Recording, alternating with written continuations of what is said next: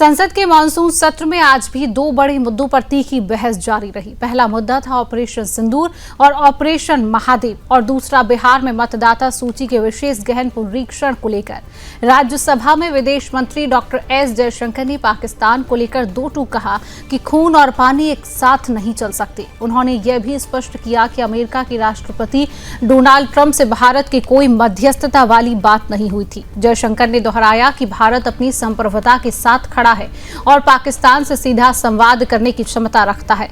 इस बयान का समर्थन करते हुए केंद्रीय मंत्री रामदास अठावले ने कहा कि भारत को किसी तीसरे पक्ष की जरूरत नहीं है। बीजेपी सांसद मनोज तिवारी ने विपक्ष पर हमला बोलते हुए कहा कि विपक्ष को सेना के शौर्य पर भरोसा ही नहीं है। वहीं केंद्रीय मंत्री गिरिराज सिंह ने राहुल गांधी के बयान पर नाराजगी जताई कि उन्होंने जैसे शब्द का इस्तेमाल कर ऑपरेशन सिंदूर का अपमान किया है। दूसरी ओर टीएमसी सांसदों ने बिहार में चल रहे मतदाता सूची पुनरीक्षण के खिलाफ संसद के बाहर विरोध प्रदर्शन किया है। केंद्रीय मंत्री सुकांत मजूमदार ने आरोप लगाया कि टीएमसी का वोट बैंक रोहिंग्या और बांग्लादेशी मुसलमान है, इसलिए वे इस प्रक्रिया से डर रही हैं। जेडीयू सांसद संजय कुमार झा ने कहा कि यह प्रक्रिया नई नहीं है, पहले भी ऐसी गहन पुनरीक्षण हुआ था। केंद्रीय मंत्री धर्मेंद्र प्रधान ने भी विपक्ष को आड़े हाथों लेते हुए कहा कि संविधान की बात करने वाले लोग ही संविधान का सबसे बड़ा मजाक बना रही हैं। आपको बता दें कि राज्यसभा में आज विदेश मंत्री डॉक्टर एस जयशंकर के साथ जेपी नड्डा ने भी ऑपरेशन सिंदूर पर विपक्ष के सवालों का जवाब दिया। ट्रंप के बयान से लेकर पाकिस्तान के नुकसान तक हर सवाल का जवाब दिया गया, लेकिन फिर भी विपक्ष के संतुष्ट न होने पर बीजेपी और अन्य नेताओं की प्रक्रिया सामने आई है। क्या कहा है, आप सुनिए। देखिए, ऑपोजिशन तो सेना के शौर्य को ही मानने को तैयार नहीं है। ऑपोजिशन को तो यही सोचना चाहिए था कि ऑपरेशन सिंदूर की चर्चा सदन में हो, आप इस बात की चर्चा करें कि भारत जीता कि हारा, ये किसी देश में नहीं होता है। लेकिन ये करेज है केंद्र सरकार का कि उस पे भी उन्होंने एक्सेप्ट किया, स्वीकार किया। अब राहुल गांधी जी छिछोरी भाषा पे उतारू है। कल भी जो उन्होंने भाषा बोली, प्रधानमंत्री के लिए रे तुकार की भाषा बोली, बाद में उसको ठीक करते हुए दिखे। वो उनका स्टाइल है। वो जो वंशावली से उनकी चली आ रही है ना, वो प्रधानमंत्री पद पे किसी दूसरे परिवार का व्यक्ति या किसी समाज का व्यक्ति बैठा है तो उसको प्रधानमंत्री समझने के लिए आज भी तैयार नहीं है। उनको लगता है कोई मुलाजिम है। वही भाषा कल राहुल गांधी जी बोल रहे थे कि नरेंद्र मोदी जवाब देगा, ऐसे। अब इनकी छिछोरी भाषा को नरेंद्र मोदी जी तो नहीं अपनाएंगे।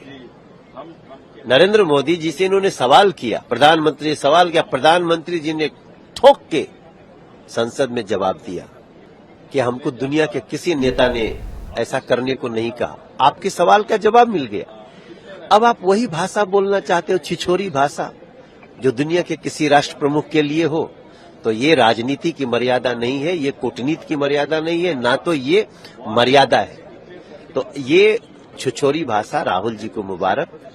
भारतीय जनता पार्टी या एनडीए या दुनिया का कोई भी सभ्य नेता ऐसी भाषा नहीं बोले। ऑपरेशन सिंदूर पर और ऑपरेशन महादेव पर दोनों पे चर्चा हुई, लेकिन कल मैं एक ही शब्द कहूंगा कि राहुल गांधी जी जो एलओपी हैं,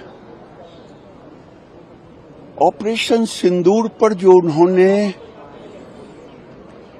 बीच में कहा, जब अध्यक्ष कह रहे थे अब आपका समय हो गया, तो मुझे दुख हुआ कि ऑपरेशन सिंदूर पर सेना के शौर्य की तारीफ चर्चा, लेकिन उन्होंने कहा बड़ा मजा आ गया। अभी तो मजा आया ही है, पता नहीं आप लोगों ने ये बड़ा मजा, और एक शब्द बोलते बोलते जो मैं नहीं बोल सकता, ऐसे शब्दों का प्रयोग कर रहे थे।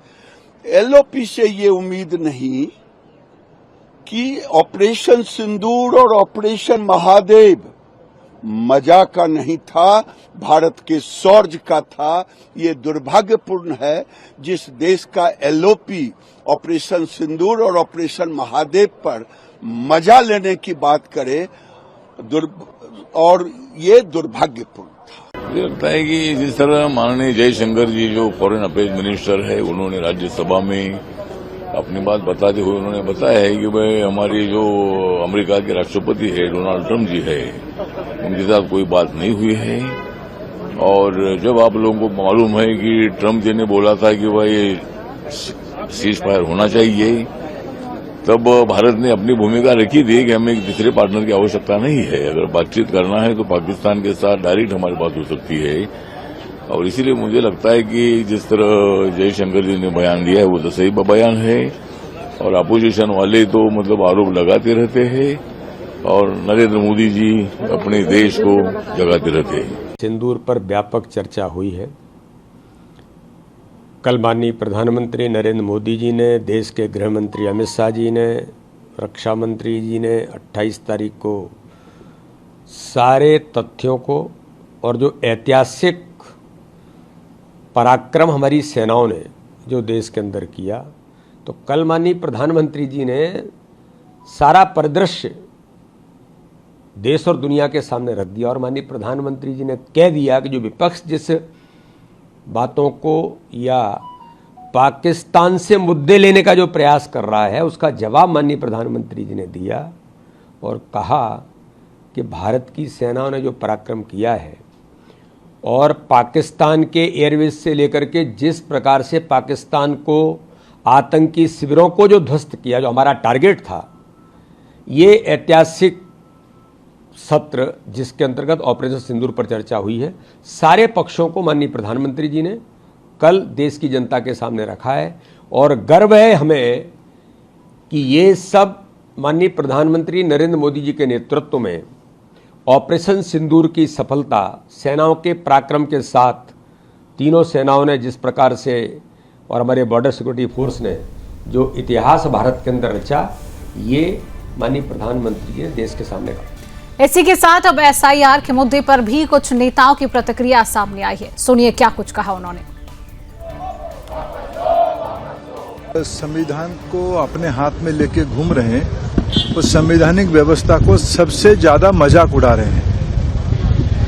एसआईआर हमारे देश की चुनाव आयोग की एक व्यवस्था है। दशकों से ये व्यवस्था देश में लागू है। अपने राजनीतिक पैंतराबाजी के लिए, सुविधा के लिए लोग उसको एक राजनीतिक उद्देश्य से विरोध कर रहे हैं। ये चिंताजनक है, निंदनीय है। देखिए, हर एक समय इनको कोई मुद्दा बनाना होता है। इतने इशूज हैं जनता के जिसके लिए हम लोग आते हैं। बिहार में डोर टू डोर सर्वे करके जो स्पेशल इंटेंसिव रिवीजन है वो किया गया है। ये रिवीजन पहले भी 2003 में किया गया था, ये पहली बार नहीं हुआ है।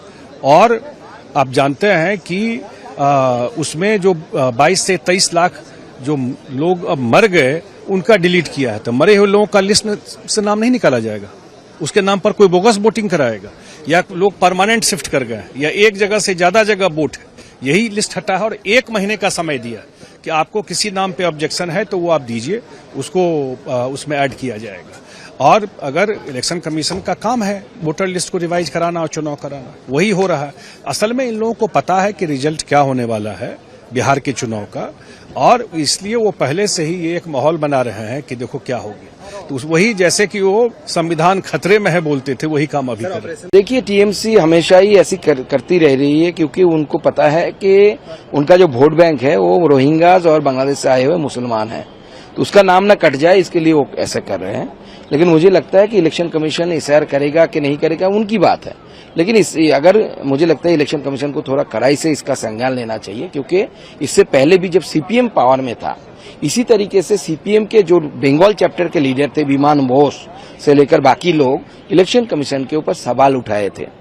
उस समय की इलेक्शन कमीशन ने सीपीएम के ऑल इंडिया जनरल सेक्रेटरी को एक लेटर भेजा था, शोकॉज लेटर, कि आप बताओ, कारण बताओ कि आपके लोकल यूनिट्स इलेक्शन कमीशन पर सवाल उठा रहे हैं, क्या आपका एफिलिएशन क्यों ना कैंसिल किया जाए, पॉलिटिकल एफिलिएशन।